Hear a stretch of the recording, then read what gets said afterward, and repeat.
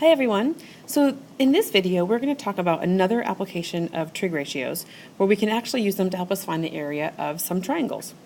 So obviously we all know the basic formula of the area of a triangle, 1/2 base times height, and in order to use this formula we obviously need to have the base of a triangle and the height of a triangle, as you can see in these diagrams here. So in this first one the height is just one of the sides of a triangle because it's a right triangle.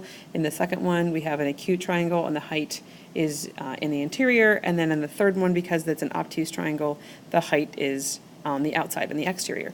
But we can find the area of any of those three triangles using 1/2 base times height because we have the height right there given to us. If you don't have the height given in a diagram, you might think that you can't find the area, but sometimes you can. If you have two sides of a triangle and an included angle, which is basically thinking about SAS, side angle side, then you can. So here's an example. We have two sides, the 100 and 200 in this diagram, and we have the included angle, the one right in between them, the 60 degrees. So we can actually find the area of this triangle. What we need to find the height. Let's go ahead and draw it in or sketch it in. Here's the height. And notice that I purposely sketched it in not from the angle that was that's included, but from this vertex right here next to that one. And I sketched that in, and here's my right angle. And I'm now going to look at this right triangle here. I'm going to look at this, and I'm going to do a trig ratio with that just to find my height. So I'm going to label this height as HT. That's what I want to find. And I'm going to think about how I can do that with a trig ratio. So if 60 degrees is my reference angle, then the height is opposite from that. And the other side that I know is the 100, which is the hypotenuse. So opposite and hypotenuse, that's going to give me a sine ratio. So I'm going to set this up as sine of 60 degrees is equal to the opposite. I'm going to label that as height so I know what I'm finding over 100. And we can go ahead and find out what the sine of 60 degrees is. And that is 0.8660. And that will be equal to the height over 100. And then we can multiply by 100 on both sides. And that gives me that the height is equal to about 86.6. Okay, so that's the height of my triangle. So now I can use that height to find the area of my triangle. So I can squeeze it in over here. If I use my area formula of 1/2 base times height, I know that the base is 200, and now my height is 86.6.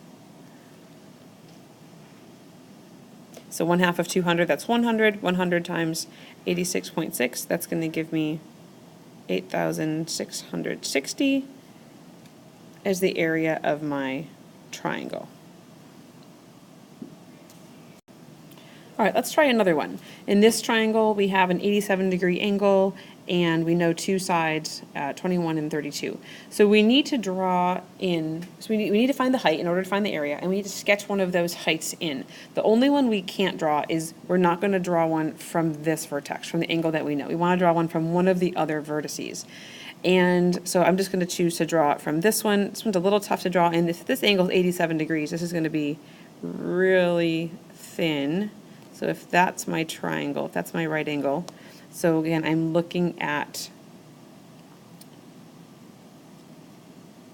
this triangle right here now to do a trig ratio on.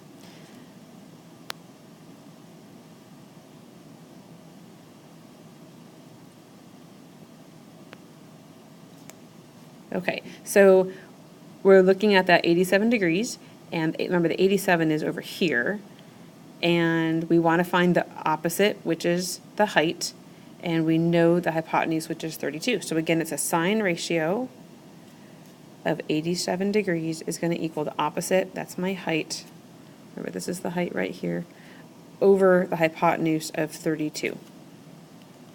We figure out what the sine of 87 degrees is, That's 0.9986. And then we solve for the height by multiplying by 32.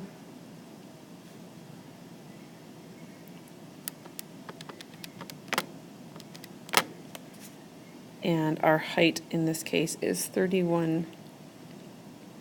Actually, let's just round that to 32. That's our height. So now we can go ahead and find the area. So area equals 1/2 base times height, and that gives us 1/2 times the base. So if this is our height, if our height is right here, then the base corresponding to that is here. So the base is going to be 21, and the height is 32.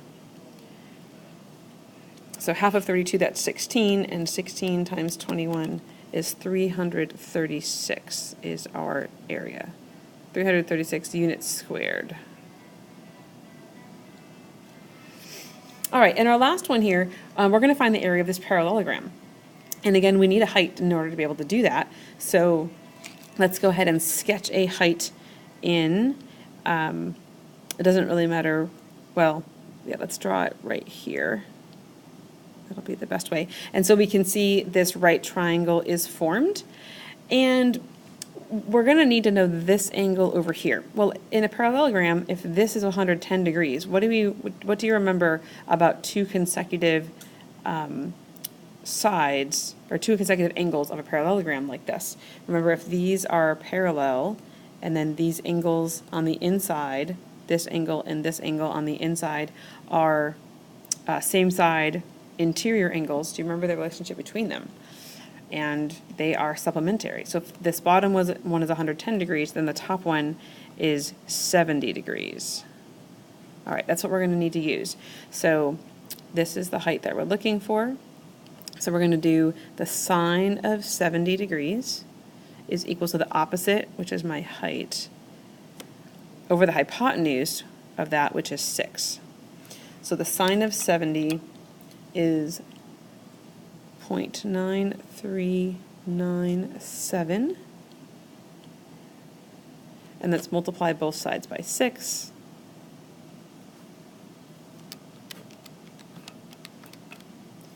And the height is 5.6. All right, now let's find, should be approximately equal to. And then for the area of the parallelogram, we can just do base times height. And now the base is 8, and the height is 5.6. So 8 times 5.6 is 44.8. So my area is about 44.8 units squared. All right, there's a few more questions for you to try on your own. Good luck.